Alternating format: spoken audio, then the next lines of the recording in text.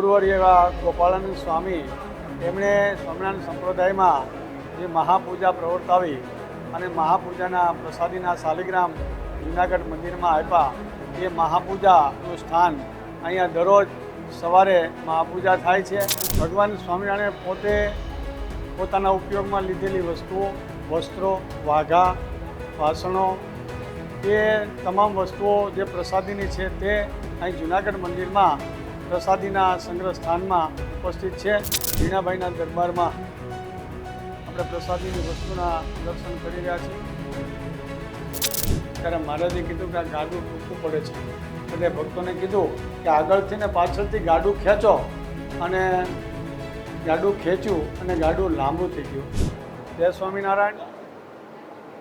જૂનાગઢ સ્વામિનારાયણ મંદિર ભગવાન સ્વામિનારાયણનું પ્રસાદીભૂત મંદિર, એટલે કે રાધારમણ દેવ, હરિકૃષ્ણ મહારાજ, હંસોત્રિકમરાય, સિદ્ધેશ્વર મહાદેવ, અને એ મંદિરમાં પૂજ્ય ગુરુવર્ય એવા ગોપાળાનંદ સ્વામી એમણે સ્વામિનારાયણ સંપ્રદાયમાં જે મહાપૂજા પ્રવર્તાવી અને મહાપૂજાના પ્રસાદીના શાલિગ્રામ જૂનાગઢ મંદિરમાં આપ્યા.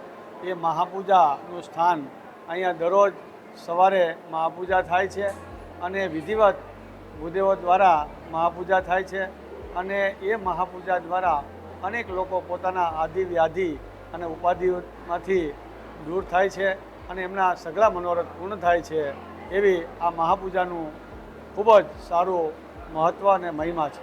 શ્રી સ્વામિનારાયણ મંદિર જૂનાગઢમાં ભગવાન સ્વામિનારાયણના સમયની ભગવાન સ્વામિનારાયણ પોતે પોતાના ઉપયોગમાં લીધેલી વસ્તુઓ, વસ્ત્રો, વાઘા, વાસણો, એ તમામ વસ્તુઓ જે પ્રસાદીની છે તે, તેમજ ગુણાતીતાનંદ સ્વામી, ગોપાળાનંદ સ્વામી, એ સંતોએ જે ઉપયોગમાં લીધેલી વસ્તુઓ, તેમજ ગોપાળાનંદ સ્વામીએ જે મહાપૂજા પ્રવર્તાવી છે તેનું યંત્ર, આવું વિવિધ પ્રકારની ભગવાન સ્વામિનારાયણની પ્રસાદીની વસ્તુ અહીં જૂનાગઢ મંદિરમાં પ્રસાદીના સંગ્રહ સ્થાનમાં ઉપસ્થિત છે, જેના દર્શન કરી સૌ હરિભક્તો ખૂબ જ ધનભાગી બને છે.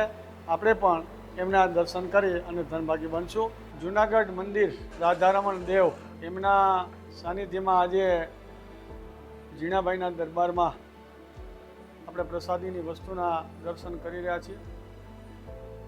પંચાળાના પરમ ભક્તરાજ એવા ઝીણાભાઈ, જેઓએ ભગવાનની ખૂબ સેવા કરી.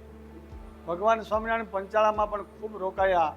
પંચાળામાં રાસરીમાં, ત્યારબાદ જ્યારે ઝીણાભાઈ બીમાર હતા ત્યારે મહારાજ જૂનાગઢમાં પધાર્યા અને મહારાજે ઝીણાભાઈના ખબર અંતર પૂછ્યા અને મહારાજે પૂછ્યું કે ઝીણાભાઈ તમારી ઈચ્છા શું છે? ત્યારે ઝીણાભાઈ કીધું કે મહારાજ, તમે મારા બધાય મનોરથ પૂર્ણ કર્યા છે, પણ જૂનાગઢમાં તમે એક શિખરબંધ મંદિર બનાવો એવો સંકલ્પ તમે કરો. અને એવો સંકલ્પ જ્યારે મહારાજે કર્યો કે અમે જૂનાગઢમાં શિખરબંધ મંદિર બનાવશું અને અમારી મૂર્તિ પધરાવશું, ત્યારબાદ ઝીણાભાઈએ પોતાનો દેહ મૂક્યો અને અક્ષરધામમાં સીધાવ્યા.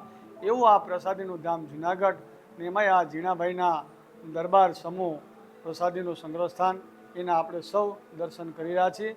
જ્યારે વરજાંગ જાળિયામાં મંદવાડ ગ્રહણ કર્યો અને પછી મહારાજ આ ગાડામાં બેઠા, ત્યારે મહારાજે કીધું કે આ ગાડું ટૂંકું પડે છે. બધે ભક્તોને કીધું કે આગળથી ને પાછળથી ગાડું ખેંચો, અને ગાડું ખેંચ્યું અને ગાડું લાંબુ થઈ ગયું. આવા મહારાજે સરસ મજાના પરચા પૂર્યા અને આ ગાડામાં બેસી અને મહારાજે એમ કે આ ગાડાને પ્રસાદીનું કર્યું છે.